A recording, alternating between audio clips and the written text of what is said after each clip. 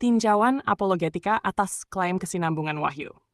Dalam teologi wahyu, terdapat prinsip dasar yang tidak dapat dinegosiasikan.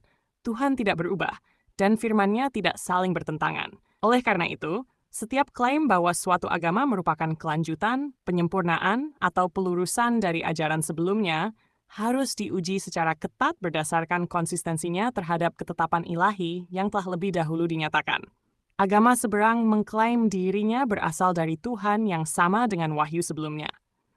Namun secara apologetis, klaim tersebut menimbulkan persoalan serius ketika ditemukan adanya penyangkalan, penghapusan, atau penggantian terhadap perintah-perintah Tuhan yang telah dinyatakan secara eksplisit dalam kitab suci. Ketidakberubahan Tuhan dan ketetapannya, kitab suci menegaskan bahwa Tuhan bersifat tidak berubah. Maleakhi 3:6, open quote, bahwasanya aku Tuhan tidak berubah. Close quote. Ketidakberubahan ini mencakup kehendak, karakter, dan ketetapannya.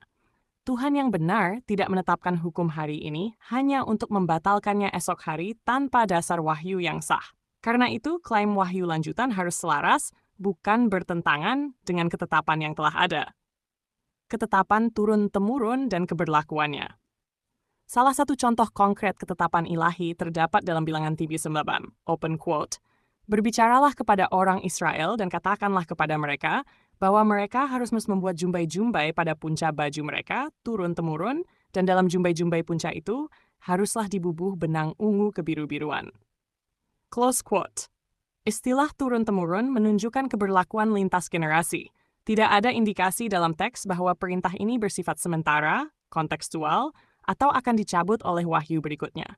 Prinsip ini diperkuat oleh Mazmur 19 vers 160. Dasar firman-Mu adalah kebenaran dan segala hukum-hukum-Mu yang adil itu tetap untuk selama-lamanya. Dalam hermeneutika Alkitab, sebuah ketetapan Tuhan tidak dapat dianggap gugur tanpa pencabutan eksplisit dari Tuhan sendiri. Israel sebagai sarana wahyu, bukan batas wahyu. Sering diajukan argumen bahwa perintah-perintah tersebut hanya berlaku bagi bangsa Israel. Namun, Alkitab sendiri menunjukkan bahwa Israel dipilih bukan sebagai tujuan akhir, melainkan sebagai sarana penyataan kehendak Tuhan bagi bangsa-bangsa lain. Kejadian 12. Open quote.